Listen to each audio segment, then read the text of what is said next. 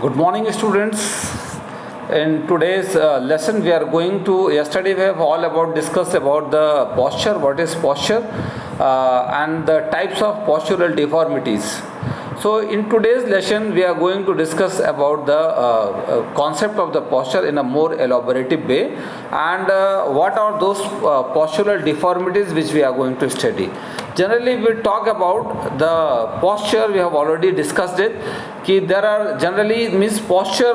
The definition of the posture means the correct alignment of the body segment, or it is said that the body is so balanced as to produce the less fatigue, in which means balancing the body in an accurate and proper manner while sitting, standing, etc., or during any other actions.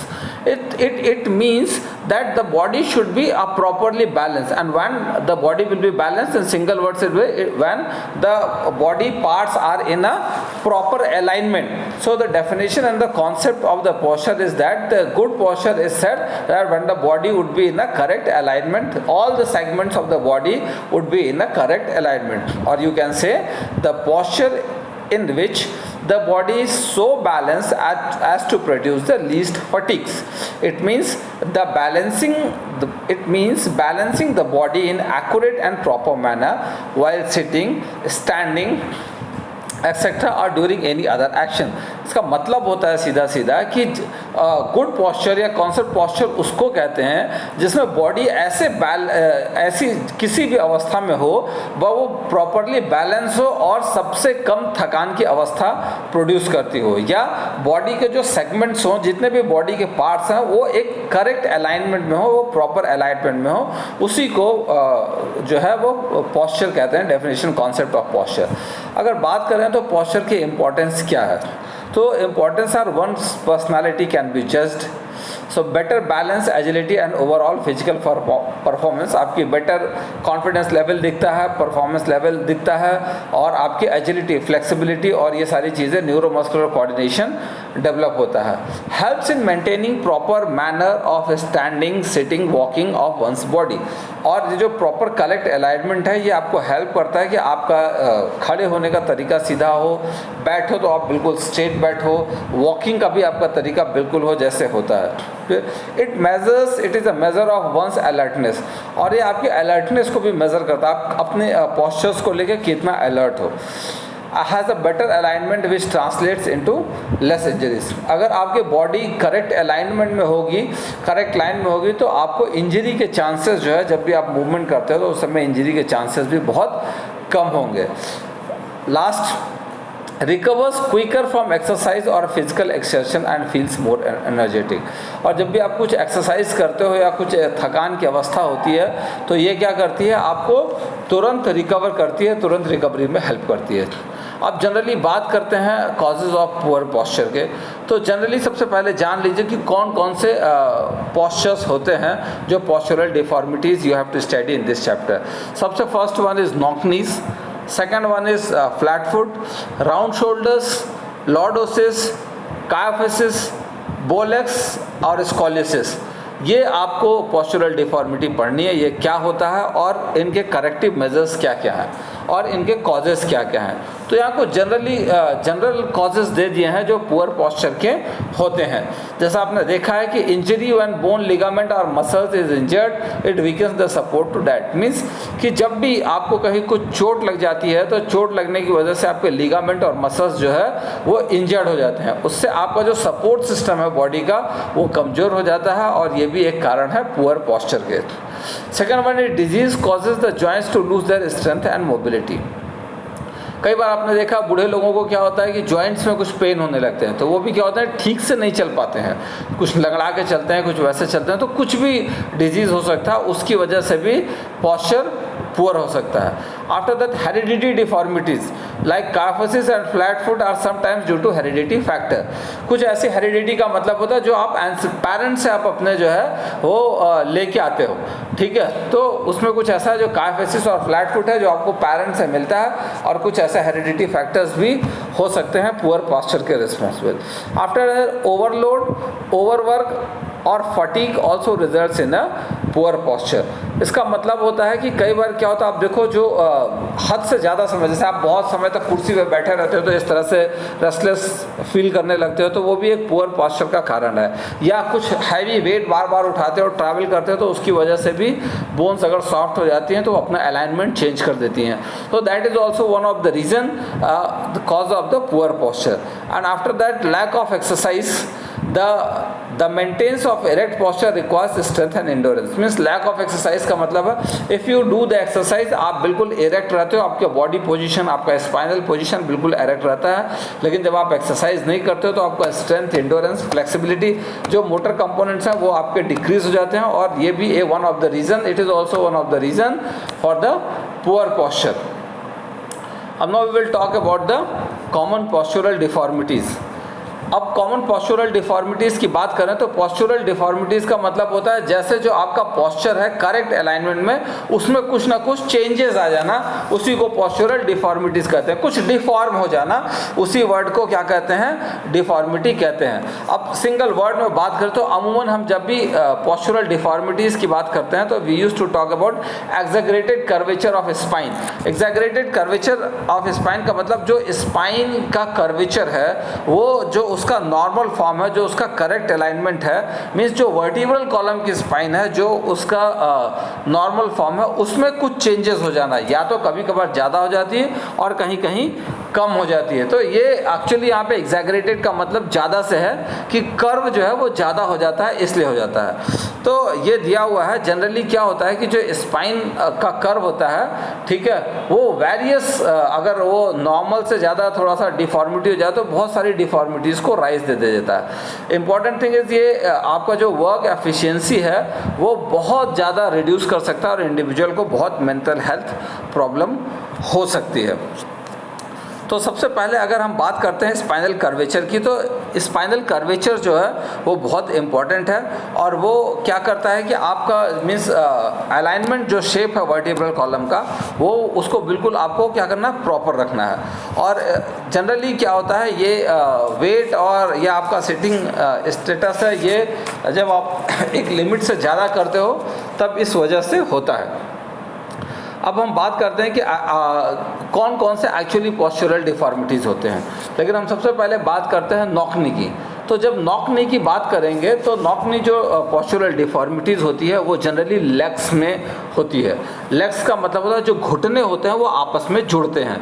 But अगर आप इसकी बात करें तो it's latent the postural deformities in which both the knees touch और overlap each other in a normal standing position. Means जब आप normal बिल्कुल स्ट्रेट खड़े होंगे तो दोनों घुटने आपस में टच करेंगे, और उसका जो रीज़न है वो ये है कि जो भी शाफ्ट ऑफ द टिबिया और फिबुला है वो थोड़ा सा अंदर की तरफ मुड़ जाते हैं, और मुड़ जाते हैं तो इसलिए जो है वो क्या होते हैं, आपस में ओवरलैप करने लगते हैं स्टैंडिंग पोजीशन में। इसी को नॉक-नी कहते हैं।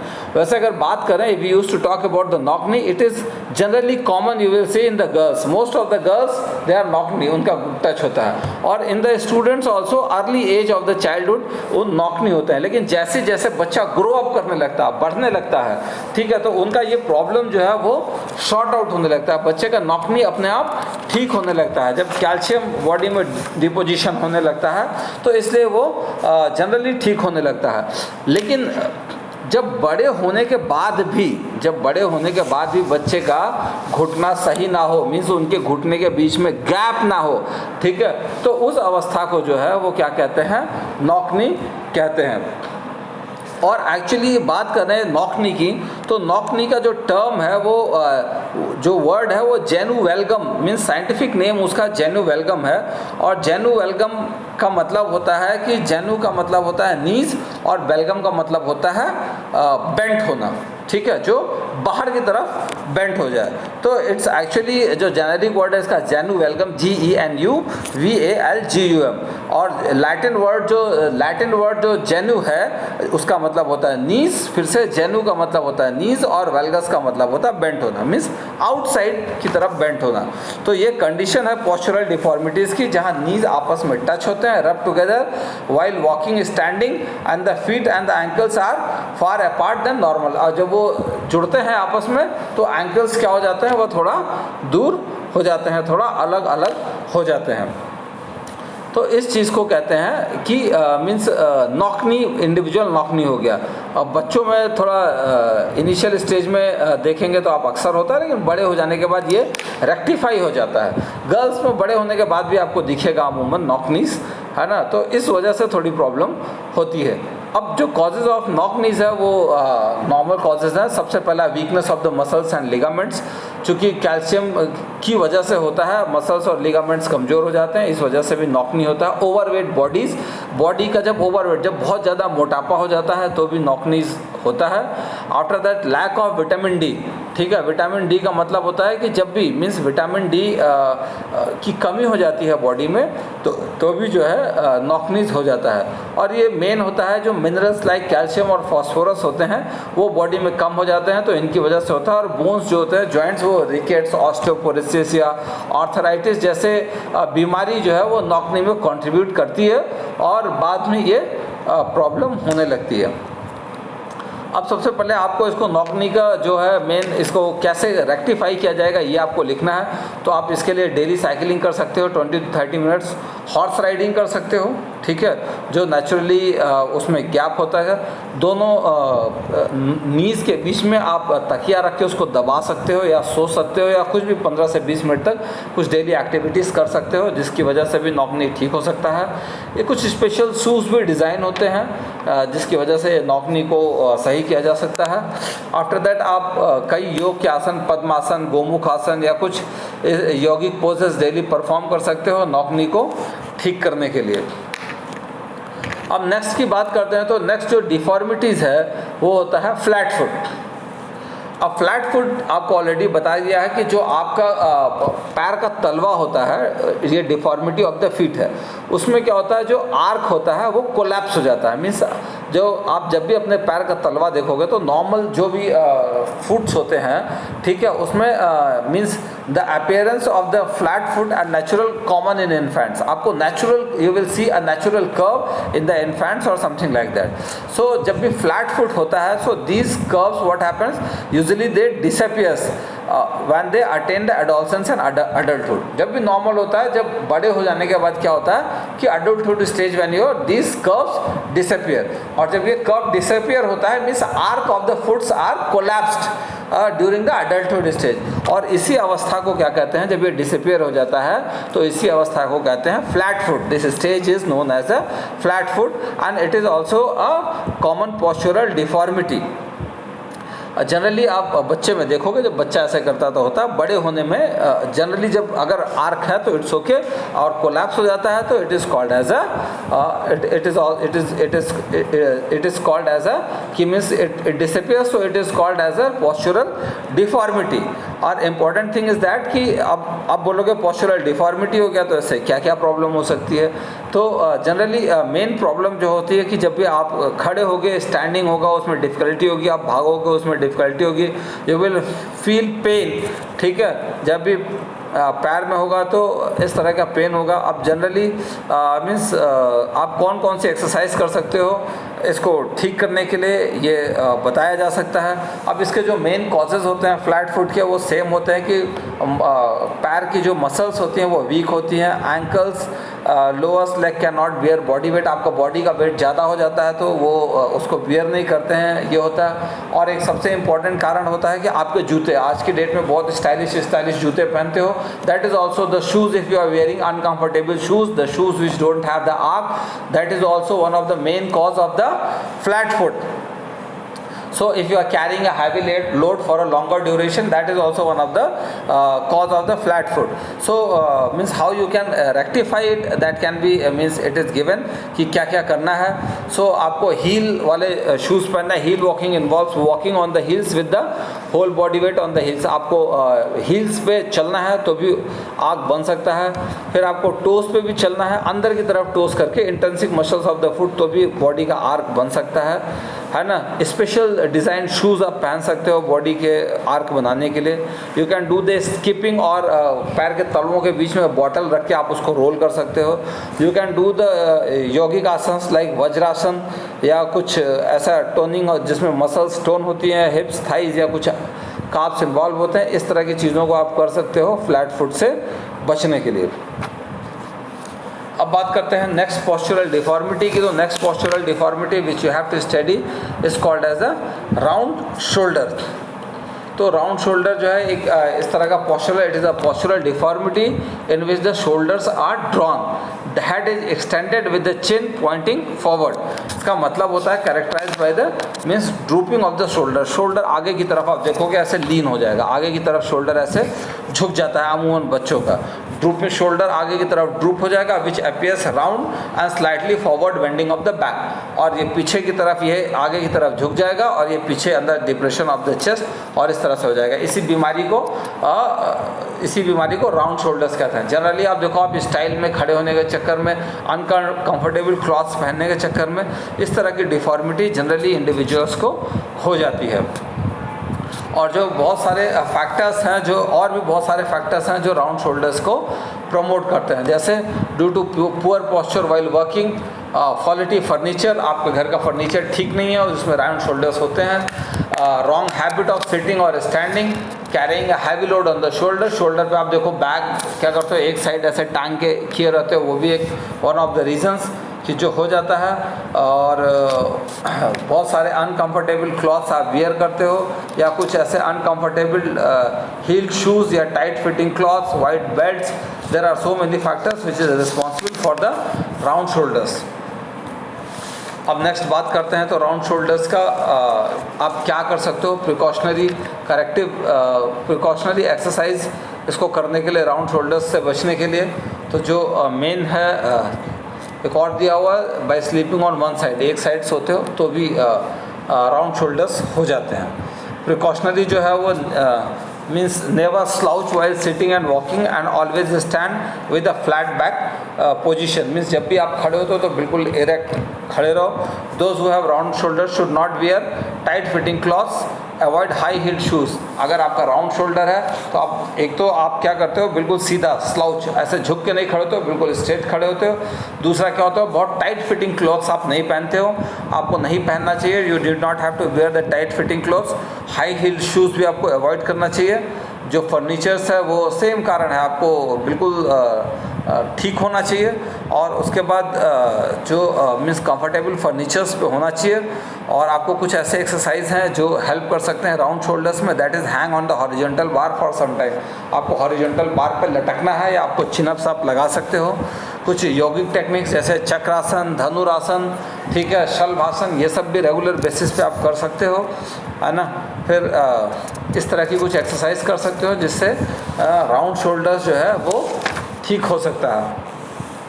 अब नेक्स्ट एक्सरसाइज की, नेक्स्ट डिफॉर्मिटीज़ की बात करते हैं। तो अनदर डिफॉर्मिटी इज़ कायफिसिस, ठीक है। ये बहुत इंपॉर्टेंट है, जो अमूमन पूछा जाता है, क्योंकि कायफिसिस जो होता है वो अभी तक तो आप जो डिफॉर्मिटीज़ पढ़ रहे थे ये स्पाइनल नहीं थी, लेकिन अभी कायफिसिस जो है वो स्पाइन की बीमारी है। और ये जो ग्रीक वर्ड है कायफिसिस, वो ग्रीक वर्ड काइफोस से बना हुआ है।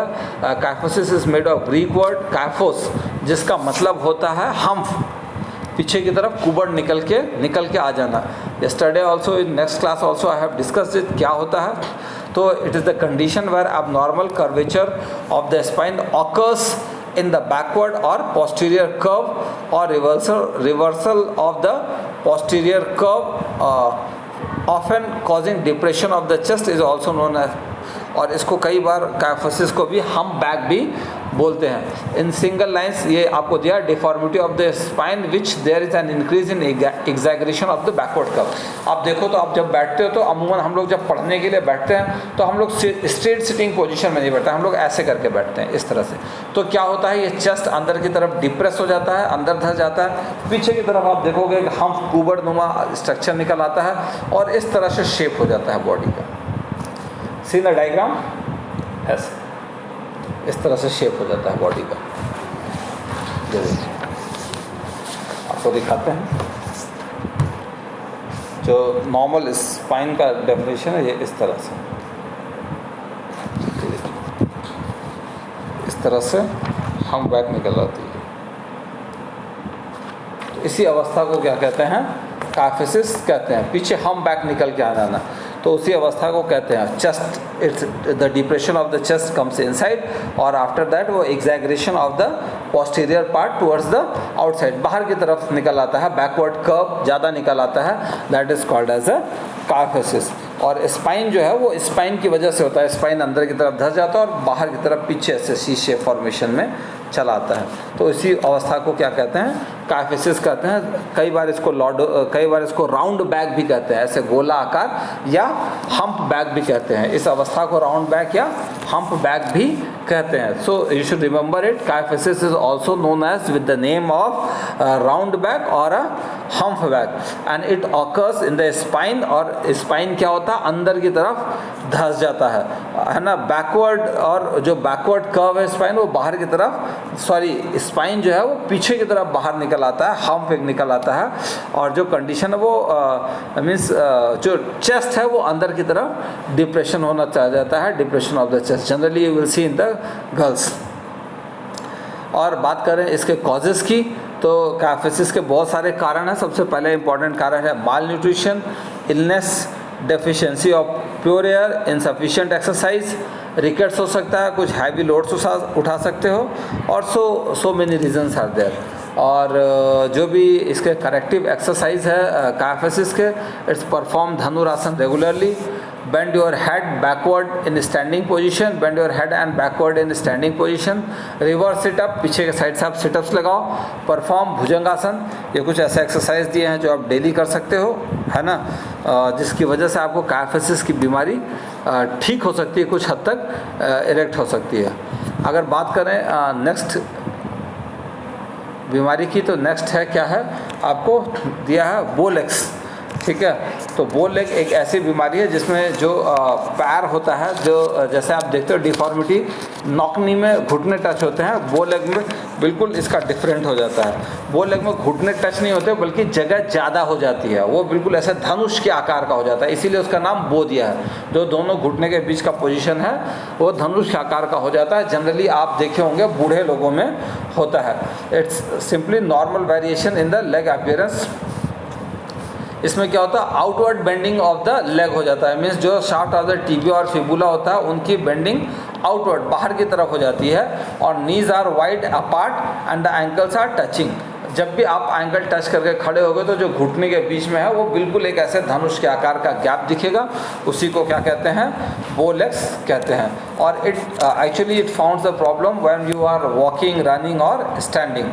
और बो लेग का मेन कारण है रिकेट्स, कैल्शियम कमी की वजह से हो जाता है बो लेग्स। एंड आपको डेफिनेशन में दिया है, it's a deformity opposite knock knee, in fact there is a wide gap between the knees and the deformity that can be observe easily.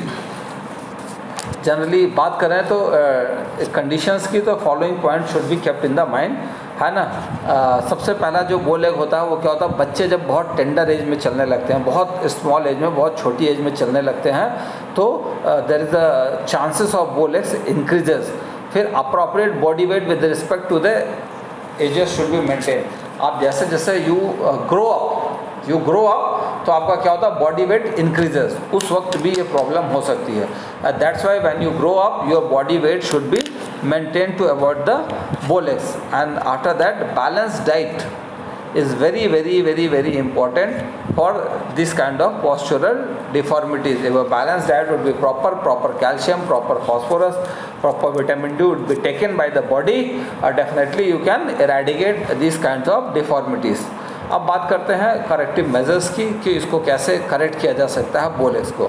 तो बो लेग्स को करेक्ट करने के लिए सबसे पहले vitamin D should be given in a recommended amount, and turn might help the correcting of the bow legs. Special shoes, cast of leg braces can be used corrective bow legs in young children. नए बच्चों में क्या होता है, चूँकि bones बहुत soft होती हैं, तो स्पेशल शूज़ या कुछ ऐसे बना के उसको सही किया जा सकता है। Person should try to walk for some distance on the inner edge of the foot. पैर के अंदर साइड करके, अंदर साइड पैर का करके, तलवे का अंदर साइड का करके कुछ डिस्टेंस आपको वॉक करना चाहिए। टोइंग पोजीशन और walking where feet turn inward instead of pointing straight should be adopted. ऐसा पोजीशन आपका बनाना चाहिए जिसमें जो आपका फीट है वो अंदर की तरफ मुड़ा हुआ हो, उस अवस्था को भी करेक्ट कर सकता है। अब बात करते हैं नेक्स्ट एक्सरसाइज की। तो नेक्स्ट एक्सरसाइज जो है वो आपकी क्या है, लॉर्डोसिस। तो मैंने आपको कल बताया भी था कि लॉर्डोसिस जो है वो कॉमन पोस्चरल डिफॉर्मिटी है जो आपको लुम्बर रीजन में होती है। लुम्बर रीजन का मतलब होता है कि मीन्स अगर आप स्पाइनल कॉर्ड को अलग अलग रीजन से बांट दें तो thoracic region, cervical region, thoracic region, ठीक है, उसके बाद सैक्रम, कॉपिक, फिर लुम्बर रीजन। सबसे नीचे की तरफ आप देखोगे तो हल्का सा धसा हुआ होगा, बिल्कुल बटक्स से थोड़ा ऊपर या बटक्स के पास, तो उसी रीजन को लुम्बर रीजन कहते हैं। तो जो उसकी डेफिनेशन कहती है कि it's an excessive invert curvature of spine resulting in forward curve of lumbar region. कि मतलब होता है कि एक्सेसिव इनवर्ट कर्व, नॉर्मल तो होता है, कर्व होता है, लेकिन excessive invert curvature of spine, जो स्पाइन है वो क्या होता है, अंदर की तरफ ज़्यादा धंस जाता है, ज़्यादा घुस जाता है, और उसका जो रीजन होता है, जो लुम्बर रीजन होता है, जो बटक का रीजन होता है, वो बाहर की तरफ प्रोमिनेंट हो जाता है। हिप्स बाहर की तरफ आप देखो, बहुत लोगों के हिप्स बाहर निकले रहते हैं, और पेट भी कई बार, एब्डोमेन भी कई बार आगे निकला रहता है, और बटक्स भी पीछे निकले। तो इसी बीमारी को क्या कहते हैं, पेल्विक रीजन जो फॉरवर्ड की तरफ, बाहर की तरफ निकला रहता है, ठीक है, वो इसी रीजन को क्या कहते हैं, अमूमन लॉर्डोसिस की बीमारी कहते हैं। तो और इसके लिए जो है बहुत सारे रीजंस हैं, जो लॉर्डोसिस के लिए बहुत सारे रीजंस रिस्पॉन्सिबल हैं। सम ऑफ देम आर जो हैं imbalance diet, improper environment, improper development of the muscles, obesity and disease affecting vertebra, special muscles, spondylitis, osteoporosis and so on etc etc. These are the reasons of the lordosis. तो जिसमें buttocks बाहर की तरफ निकल आते हैं, ठीक है, पेल्विक पोर्शन बाहर की तरफ मोर प्रोमिनेंट हो जाता है, और स्पाइनल पोर्शन अंदर की तरफ धंस होता है, कई बार एब्डोमेन बाहर भी निकल आती है। तो जो करेक्टिव मेजर्स है लॉर्डोसिस के, that is called as forward bending, आगे की तरफ झुकें और पीछे की तरफ हों, alternate toe touch, slope walking, perform paschimottanasana, perform situps regularly. तो ये कुछ ऐसे हैं, ये जनरली कुछ एक्सरसाइज हैं, सिटअप्स है, रेगुलरली आप सिटअप्स रेगुलरली मारें तो इसकी वजह से भी क्या हो सकता है, ये पोस्चरल डिफॉर्मिटी नहीं होती है। अब नेक्स्ट हम बात करते हैं तो स्कॉलियोसिस की बात करते हैं। तो स्कॉलियोसिस भी स्पाइन की ही बीमारी है। इसमें भी क्या होता है, एक साइड स्पाइन बेंड हो जाता है, एक तरफ स्पाइन बेंड हो जाता है। तो जो कहते हैं abnormal lateral curvature of the spine, it can be abnormal lateral curvature of the spine, it can be bending, twisting or rotating of the spine. So scoliosis is the abnormal lateral curvature of the spine, और ये ऐसा हो जाता है, इतना ज़्यादा twisted हो जाता है टुगेदर कि कई बार सी या एस शेप का फॉर्मेशन हो जाता है। तो ये कर्व्स जो होते हैं, these curves are defined in terms their convexities and identified as right convexities and left convexities. The curves which convex to the right in upper back is called as the right convexity, while curvature of the spine to the left or convexity left is called as the left convexity. तो मतलब same है कि left side झुकेगा तो left side हो जाएगा, right side झुकेगा तो राइट साइड हो जाएगा। जनरली आप खड़े होते हो तो स्टाइल में खड़े होते हो, और ये स्पाइन सी शेप या एस शेप का फॉर्मेशन बना लेता है। इसी को जो है स्कॉलियोसिस कहते हैं। स्पाइनल की बीमारी है, हिंदी में समझे सिर्फ एक तरफ झुक जाना, कंधा एक साइड, एक अगला कंधा ऊंचा हो गया, दूसरा हो गया, और स्पाइनल कॉर्ड एक तरफ झुक जाती है, इसी को कहते हैं। अब मेन स्कॉलियोसिस जो प्रिकॉशनरी मेजर्स हैं ये स्कॉलियोसिस के, वो अनहेल्दी डाइट है। सेकेंड वाज कुछ हैवी वेट आप लेके चलते हो वो है। लॉन्ग डिस्टेंस रनिंग भी कई बार इसका रीज़न दे सकती है। और बात करें स्कॉलियोसिस की तो स्कॉलियोसिस फॉलोइंग टाइप्स का होता है: congenital scoliosis, neuromuscular scoliosis and degenerative scoliosis. तो कॉन्जेनाइटल स्कॉलियोसिस होता है which is caused by bones abnormality presence at the birth, जो बर्थ के टाइम पे हो, ठीक है, उसकी वजह से होता है। न्यूरोमस्कुलर स्कॉलियोसिस जो लो एबनॉर्मल मसल्स या नर्व्स होती हैं उसकी वजह से होता है। Second was degenerative scoliosis which में result from traumatic bone collapse, previous major back surgery और ऑस्टियोपोरोसिस। इसकी डीजेनरेटिव मतलब कुछ भी इलनेस की वजह से, कुछ भी बीमारी की वजह से हो सकता है। Idiopathic psychology which is a common type, it has no specific identified cause. जो भी आइडियोफेटिक है, आइडियोफेटिक स्कॉलियोसिस है, इसका कुछ कॉज नहीं है, बट ऐसा जान लें कि सिर्फ एक साइड मुड़ जाता है, इसकी वजह से होता है। और जो मेन इसके करेक्टिव रीजंस है वो अनहेल्दी डाइट है, कैरिंग हैवी लोड्स है, लॉन्ग डिस्टेंस रनिंग स्कॉलियोसिस के हैं। और जो एक्सरसाइज है जो इसको करेक्ट कर सकती है वो हॉरिजॉन्टल बार आप कुछ समय तक पकड़ के रखे रहें और उसको लटकें, ठीक है। फिर lie down facing towards the ground, bend your elbow and support your body with your toes, squeeze your abs in the hold this position for 5 second, repeat this steps for the 10 times. आप swimming कर सकते हो। Scoliosis को सही करने का सबसे best exercise है swimming, that is the best stroke, ठीक है। बहुत सारी यौगिक आसन्स होते हैं, है ना, जिससे बॉडी प्रॉपर अलाइनमेंट में आ जाता है, वो भी one of the exercise too जिससे आप स्कॉलियोसिस को ठीक कर सकते हो, है ना। आज पोस्चरल डिफॉर्मिटी में आई होप बस इतना ही ठीक रहेगा। Will not understood anything, please feel free to contact us. Thank you, have a nice day.